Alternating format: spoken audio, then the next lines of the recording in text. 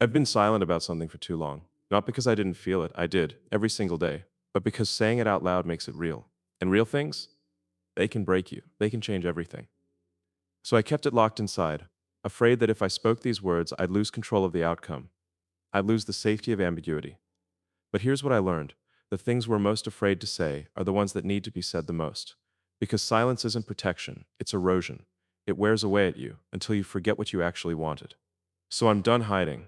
I'm done pretending I haven't already imagined a future with someone I haven't even met yet. I'm done acting like vulnerability is weakness when it's the only thing that's ever made me feel alive. This isn't a performance. This isn't me trying to sound poetic. This is me finally honest, finally speaking the words I've rehearsed 1,000 times in my head but never had the courage to say. What are you afraid to admit? Because I know you have something too, something you've been holding back, waiting for the right moment. Maybe this is it. I never believed in the concept of the one. I thought it was a story we told ourselves to make chaos feel intentional. But somewhere between building my life and trying to become someone worth knowing, something shifted. I started imagining her. Not her face, not her name, but her presence. The way she'd challenge me when I'm wrong. The way she'd sit in silence with me when words don't matter. The way she'd make me feel like I don't have to perform anymore. And that scared me. Because admitting that I want that, that I need that, means admitting I'm not complete on my own. I spent years convincing myself that independence was the goal, that needing someone was a weakness, that love was a distraction from the real work. And maybe that was true for a season. Maybe I needed to be alone to figure out who I was. But here's what nobody told me: there's a difference between being independent and being isolated. Independence is strength. Isolation is fear dressed up as strength. And I've been isolated. I've been calling it focus, calling it discipline. But really, I've been afraid. Afraid that if I let someone in, they'd see the parts of me I'm still figuring out. The parts that don't have answers. The parts that still feel like a kid pretending to be an adult. But here's what broke me open. One night, I was sitting alone after a long day. Everything I'd worked for was right there in front of me. The progress, the goals checked off. The version of myself I said I wanted to become. And I felt nothing. Not pride, not satisfaction, just emptiness. Because none of it mattered without someone to share it with. Not to show off to, not to validate me, but to simply exist beside. To turn to and say, hey, we did this. And that's when I realized I've been building a life for her before I even knew her. Have you ever felt that? Like you're preparing for someone who doesn't exist yet? Like every decision you make is quietly considering whether she'd respect it, whether she'd be proud, whether she'd feel safe in the world you're creating. I used to think that was weak. Now I think it's the most honest thing I've ever done. But here's where it gets complicated. How do you prepare for someone without creating an impossible standard? How do you imagine a future with her without turning her into a fantasy? Because that's the trap, isn't it? You build this version of her in your mind, and when real life shows up, it doesn't match. And then you're disappointed. Not because she isn't enough, but because you expected her to be a character in your story instead of a whole person writing her own. So I had to stop.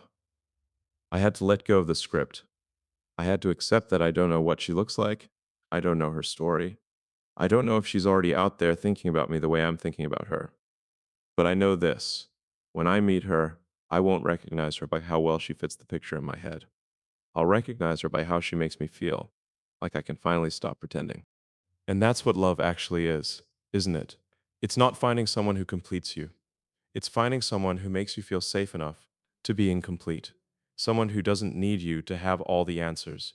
Someone who sees you on your worst day and doesn't walk away. Someone who knows your flaws aren't things to fix, they're things to hold space for. I used to think love was about finding the right person. Now I think it's about becoming someone who can actually receive love. Because here's the truth most of us avoid. We say we want love, but we're terrified of it. We're terrified of being seen. We're terrified of being known. We're terrified that if someone gets too close, they'll realize we're not as put together as we pretend to be. So we sabotage. We pull away. We create distance and call it independence. We ghost and call it boundaries. We run and call it self-protection. But I'm done running. I'm done pretending I don't want this. I'm done acting like I'm too focused, too busy, too evolved to need companionship. Because that's a lie. And I'm tired of lying. I want her. I want the mornings where we don't have to talk. I want the nights where we do. I want the fights that teach us how to fight better. I want the silence that feels fuller than any conversation. I want the ordinary, the unsexy, the real. Tell me something. When was the last time you let yourself want something without a backup plan, without an exit strategy, without protecting yourself from the possibility of loss? Because that's what I'm doing right now. I'm standing here, no armor, no script, saying, I want to build a life with someone. And I don't know if she's listening. I don't know if she's out there, but I'm saying it anyway. Because the cost of silence is greater than the risk of being honest. I think about the kind of partner I want to be for her. Not perfect, not flawless, but present, consistent. Someone who shows up even when it's hard. Someone who doesn't run when things get complicated. Someone who understands that love isn't a feeling you fall into, it's a choice you make every single day. And some days, that choice is easy. You wake up and you're grateful she exists. Other days, that choice is work. You're tired, you're frustrated, you're wondering if it would be easier alone. But you stay, not because you have to, because you want to, because you know that anything worth having requires you to show up even when you don't feel like it. That's the part they don't tell you about love. It's not always magic. Sometimes it's maintenance. Sometimes it's choosing her when your ego wants to choose yourself. Sometimes it's apologizing when you'd rather be right. Sometimes it's holding space for her pain even when you can't fix it. And that's hard. That's uncomfortable. But that's also where the real connection lives. Not in the highlight reel. In the moments where you both choose to stay. So here's what I know now. I don't need to meet her to start honoring her. I can honor her by becoming the kind of man she deserves, by doing the inner work, by healing the parts of me that would hurt her, by learning how to communicate, how to listen, how to hold space, how to love without conditions. And maybe she's doing the same thing.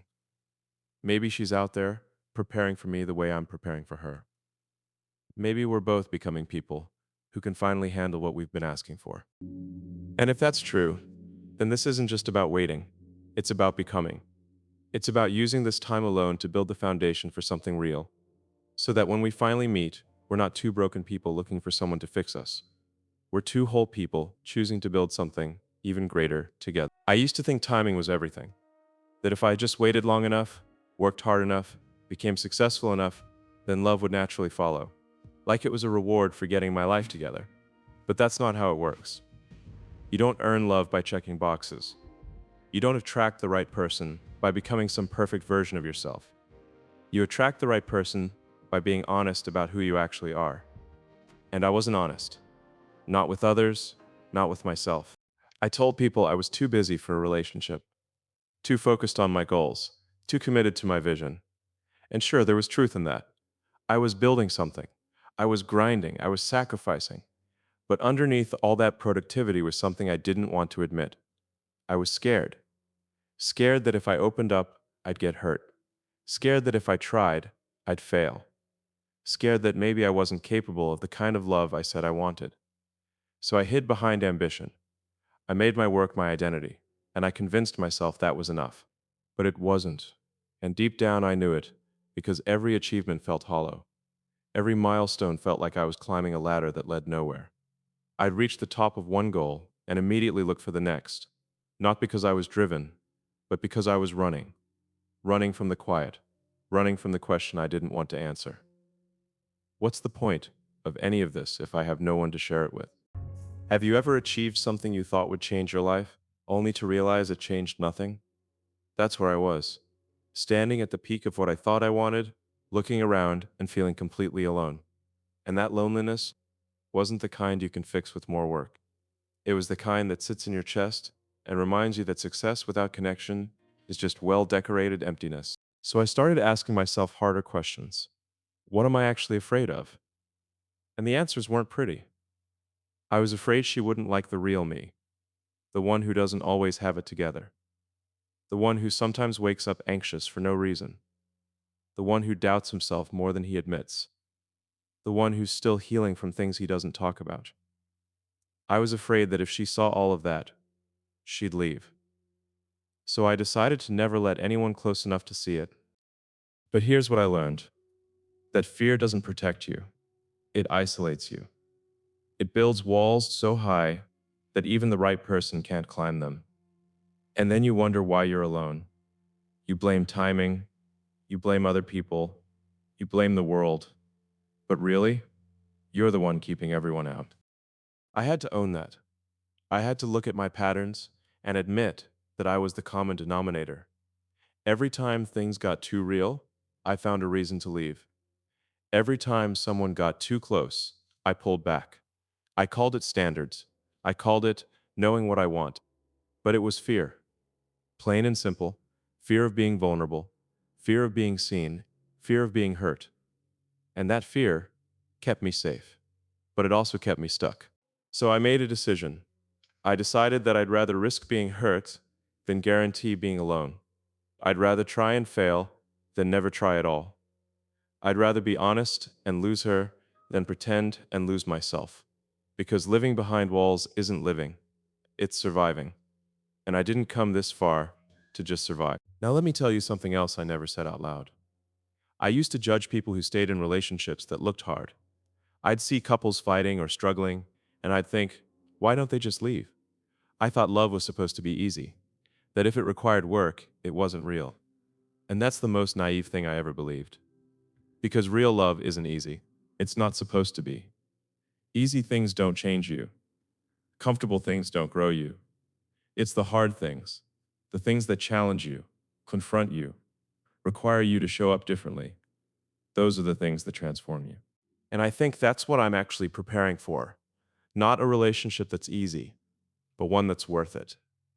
One where the challenges don't break us, they build us. Where the hard conversations make us closer, not further apart. Where we don't run when things get messy, because we both know that messy is just part of being human. But here's where it gets tricky. How do you know when to fight for something and when to let it go? How do you know the difference between a relationship that's challenging you to grow and one that's just breaking you down? I don't have a perfect answer, but I think it comes down to this. Does it make you more yourself or less?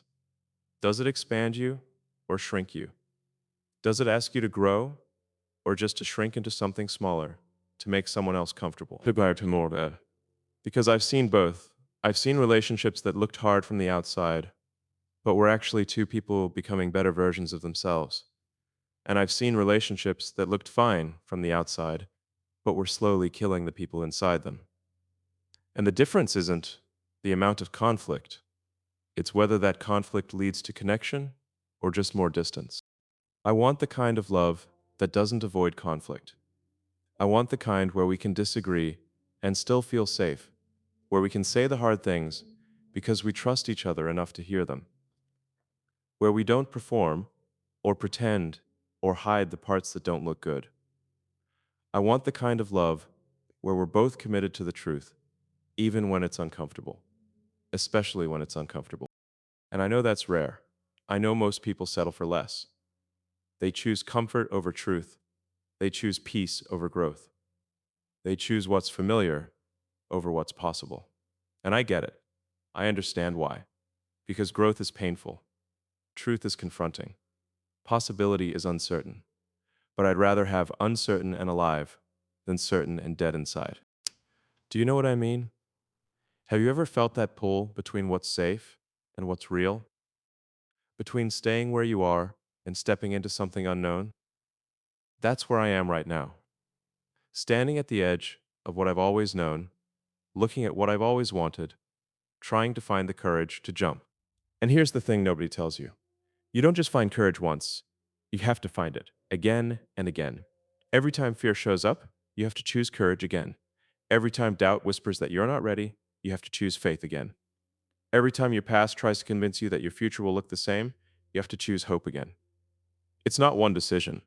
It's 1,000 small decisions, made over and over, until the new way becomes your way. So that's what I'm doing. I'm choosing differently. I'm choosing vulnerability over protection. I'm choosing presence over perfection. I'm choosing to speak the words I've been afraid to say, not because I have it all figured out, but because I finally realized that waiting until I'm ready means waiting forever. You're never fully ready. You just reach a point where the cost of staying the same is greater than the risk of changing. And I've reached that point. I've spent enough years building walls. I've spent enough nights wondering what if. I've spent enough time convincing myself that I don't need anyone. Because I do. Not in a desperate way, not in a complete me way, but in a life is better shared way. In a I want someone to witness my becoming way. In a I'm tired of celebrating alone way. She doesn't know this yet. She doesn't know that I've already made space for her in my life, that I've already started thinking about our future, that I've already imagined what it feels like to come home to her. And maybe that's crazy. Maybe I'm getting ahead of myself. But I don't think so. I think this is what it means to be ready. Not that you have all the answers, but that you're finally willing to be honest about the questions. I need to tell you what I'm really afraid of. Not the surface stuff, not the what if she doesn't like me fear. The deeper one, the one I've never said out loud. I'm afraid that when I finally meet her, I won't be enough. Not in the ways you'd think, not about money or status or achievement. I'm afraid that the version of me she needs won't match the version of me I've become. That I've spent so long building walls that I've forgotten how to let someone in. That I've been independent for so long that I don't know how to be interdependent. That I'll sabotage the best thing that ever happened to me because I'm too broken to recognize it when it arrives. There, I said it. I'm afraid I'll ruin it. Not intentionally, but through all the ways I've learned to protect myself. Through the defense mechanisms I've built, through the patterns I've repeated, through the walls that kept me safe but also kept me alone. And the scariest part? I might not even realize I'm doing it. I might push her away while convincing myself I'm just being cautious. I might create distance while telling myself I'm just maintaining boundaries. I might lose her while believing I was protecting us both. That's what keeps me up at night. Not whether she exists, but whether I'll be brave enough to choose her when she does. Because choosing her means choosing discomfort. It means choosing to stay when every instinct tells me to run. It means choosing to be seen when hiding feels safer. It means choosing trust when doubt feels more logical. And I've built my entire life on logic, on control, on calculated risks. But love isn't logical. You can't control it. You can't calculate it. You just have to fall and trust that someone will catch you. Do you know how terrifying that is for someone like me? Someone who's built everything from the ground up, who's learned that the only person you can truly rely on is yourself, who's been let down enough times to know that trust is earned, not given. And yet, here I am, preparing to give my heart to someone I haven't even met, preparing to trust before I have proof, preparing to be vulnerable before I know it's safe. But here's what changed everything. I realized that waiting for safety is waiting forever. There is no moment where vulnerability becomes risk-free. There is no relationship where you can guarantee you won't get hurt. Love, by its very nature, is dangerous. It's giving someone the power to destroy you and trusting they won't. It's opening yourself up completely and hoping they'll handle you with care. It's choosing potential pain over guaranteed loneliness. And that's not a flaw in the system. That's the whole point. Because here's what I finally understood. The walls that protect you from pain also protect you from love. You can't selectively numb. You can't close yourself off to hurt without also closing yourself off to joy. You can't guard your heart and expect someone to reach it. So you have to choose. Do you want to be safe or do you want to be alive? And I choose alive, even if it breaks me, even if I fail, even if she leaves. I choose the risk over the emptiness. Say, now let me tell you what I need from her. And this is hard to say because it sounds like I'm making demands before we've even met. But I think it's important to be honest about what I need to feel safe enough to stay. I need her to be patient with me, patient with the parts of me that are still learning how to love, patient with the moments when I pull back, not because I don't care, but because I care too much and it scares me. Patient with my healing, even when it's messy and slow and doesn't follow a timeline. I need her to call me out, not in a mean way, but in a I see what you're doing and I'm not letting you sabotage us way, because I will. I'll find reasons why it won't work. I'll focus on problems instead of possibilities. I'll build cases for why we should quit while we're ahead. And I need her to see through that, to hold steady when I'm wavering, to remind me of what we're building when fear makes me forget. I need her to understand that my independence isn't rejection, that needing space doesn't mean I don't need her, that sometimes I process alone, not because I don't trust her, but because I'm figuring out how to trust myself.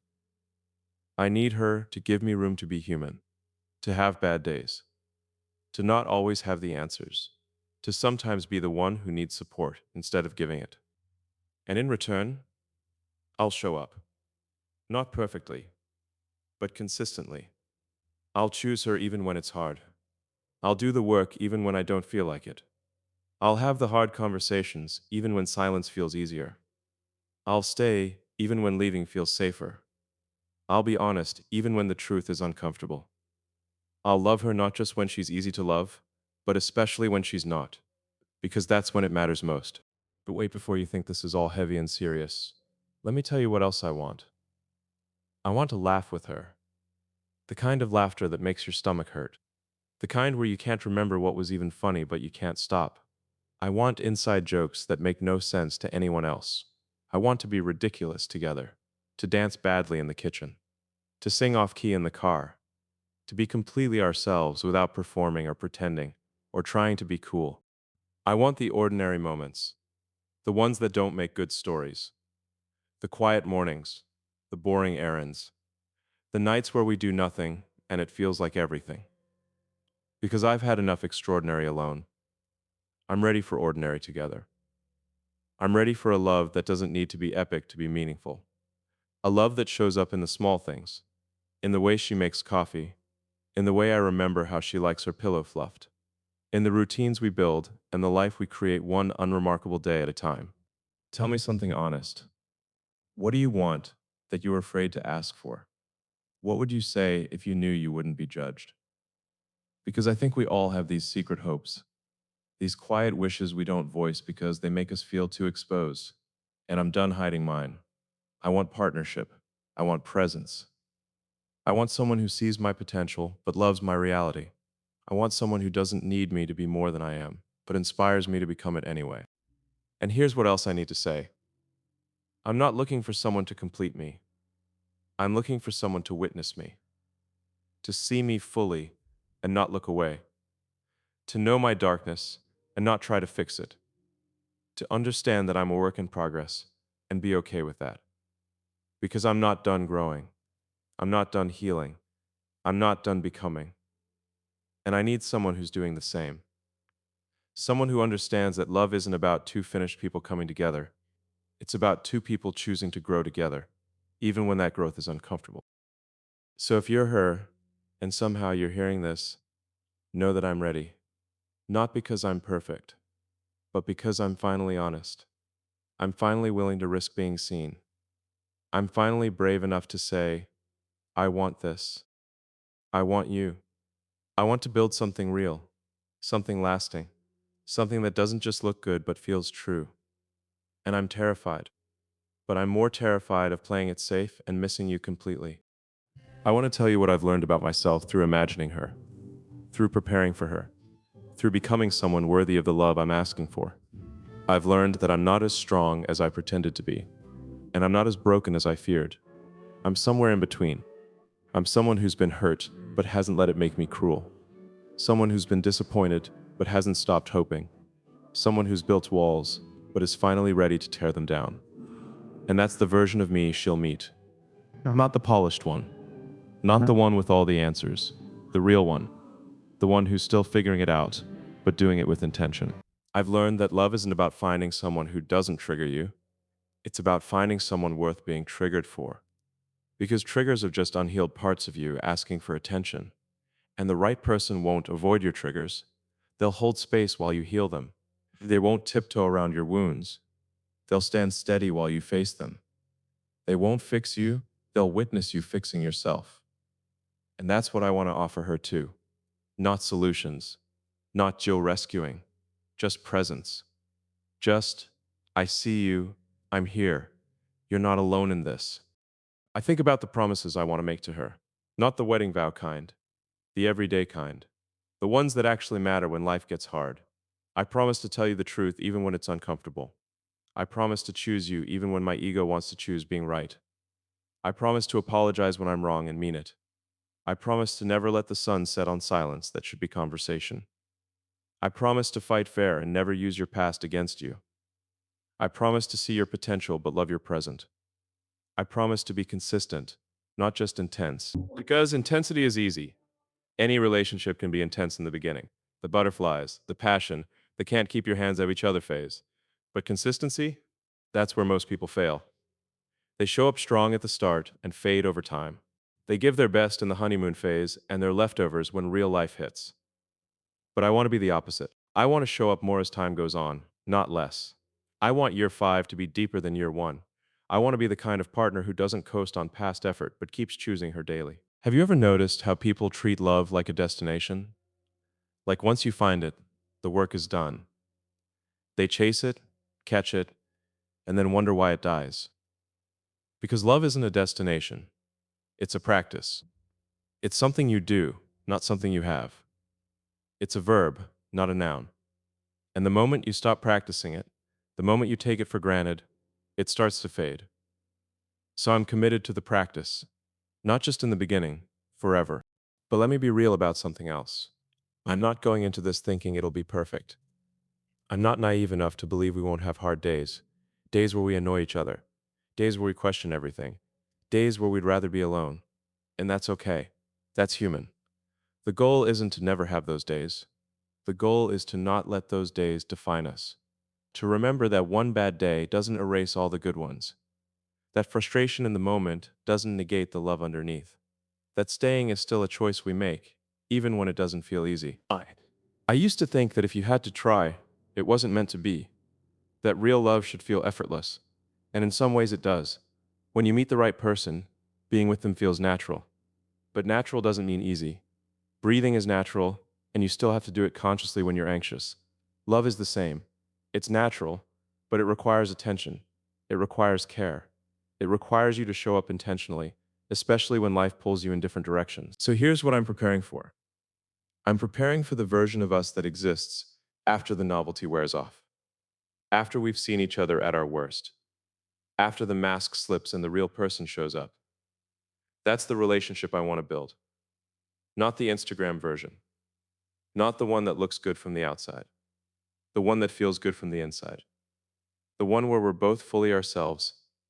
And somehow that's enough. And I need her to know this. I will disappoint you. Not because I want to, but because I'm human. There will be times when I let you down, when I forget something important, when I'm too wrapped up in my own stress to notice yours, when I say the wrong thing or miss the moment completely. And when that happens, I need you to tell me. Don't let it build. Don't let resentment grow in the silence. Give me the chance to make it right, because I will. Not perfectly, but sincerely. I'll need the same from her. I'll need her to be honest when I hurt her, even accidentally. I'll need her to communicate her needs clearly instead of expecting me to read her mind.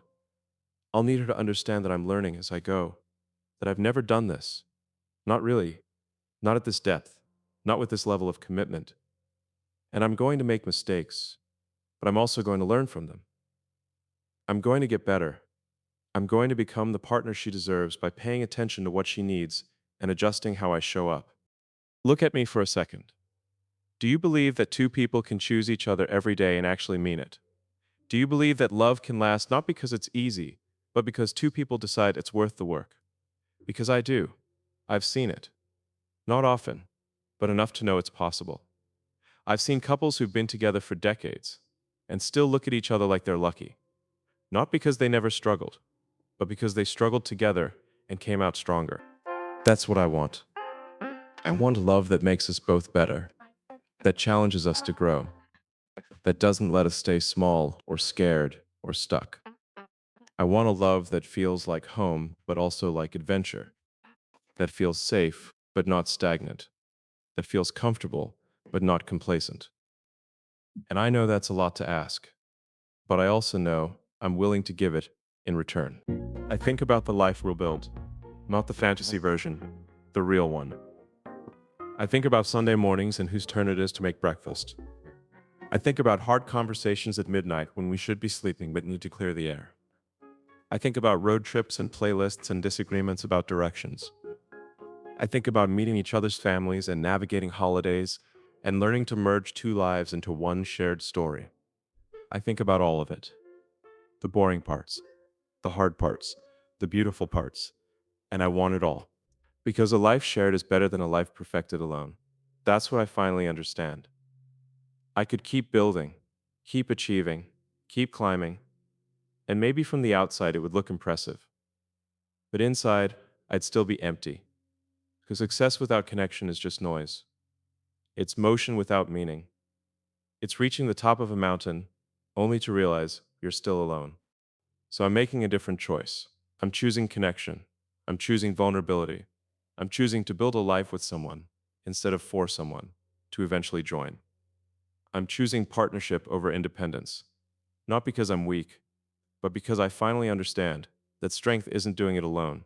Strength is admitting you don't want to. And if you're listening, if you're her, I need you to know that I'm all in. Not halfway, not conditionally, not let's see how it goes. All in, committed to us before us even exists. Committed to the work, committed to the growth, committed to showing up even when it's hard, because that's what this requires. Full presence, full honesty, full heart. I'm ready now, not because I'm perfect, but because I'm finally willing to be imperfect with someone, to let her see me as I am, and trust that it's enough, to build something real instead of something that just looks good, to love loudly instead of safely. And that's the scariest, bravest thing I've ever done. I want to tell you what happens when you finally stop running. When you stop hiding behind work and excuses and the illusion of control, something shifts, not externally, internally. You start to see yourself differently. You start to realize that all the things you thought made you unlovable are actually what make you human. The scars, the mistakes, the moments you're not proud of. They're not disqualifications. They're proof that you've lived, that you've tried, that you've survived things that could have broken you but didn't. And when I think about meeting her, I don't think about impressing her anymore. I think about being myself and trusting that's enough. I think about showing her the parts of me I used to hide and watching her choose to stay anyway. Because that's what real love is. It's not being chosen because you're perfect. It's being chosen because you're you. Flaws included, healing included, works in progress included, and the right person doesn't need you to be finished. They just need you to be honest. So here's my honesty. I'm afraid and excited in equal measure. I'm terrified of messing this up and desperate to get it right.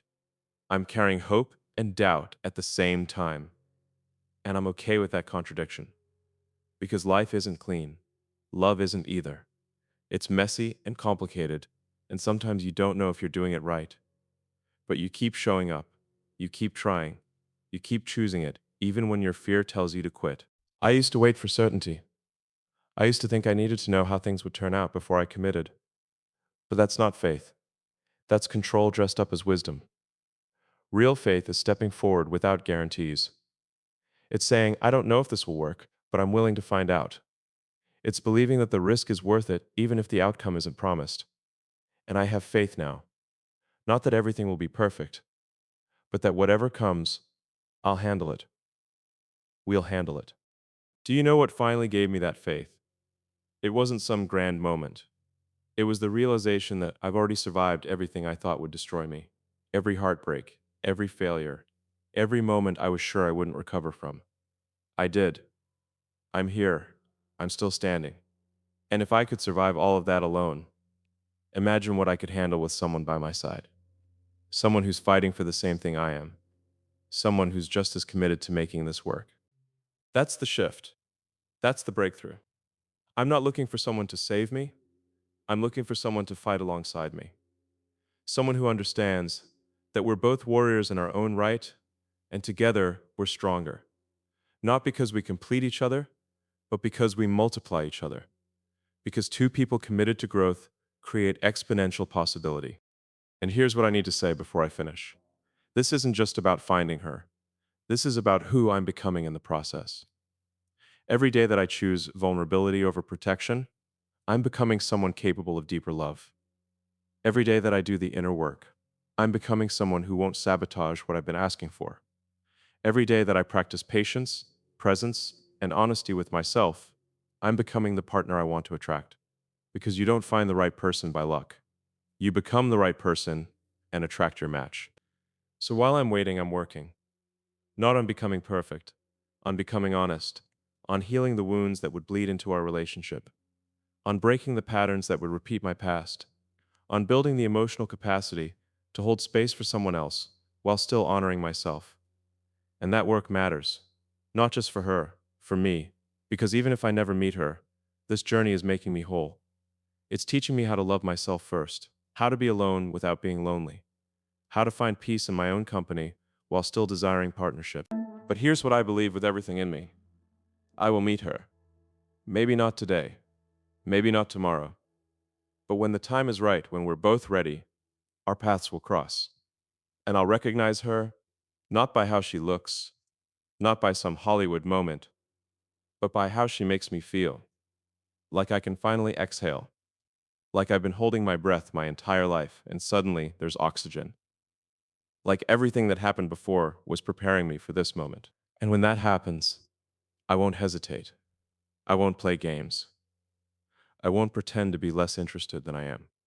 I'll be honest, I'll say I've been preparing for you. I've been becoming someone worthy of you. And now that you're here, I'm all in. Let's build something real. Because life's too short for pretending, too short for playing it cool, too short for missing the person you're meant to meet because you were too afraid to speak up. Tell me something. What would you do if you knew you couldn't fail? If fear wasn't a factor, if rejection wasn't possible, how would you love?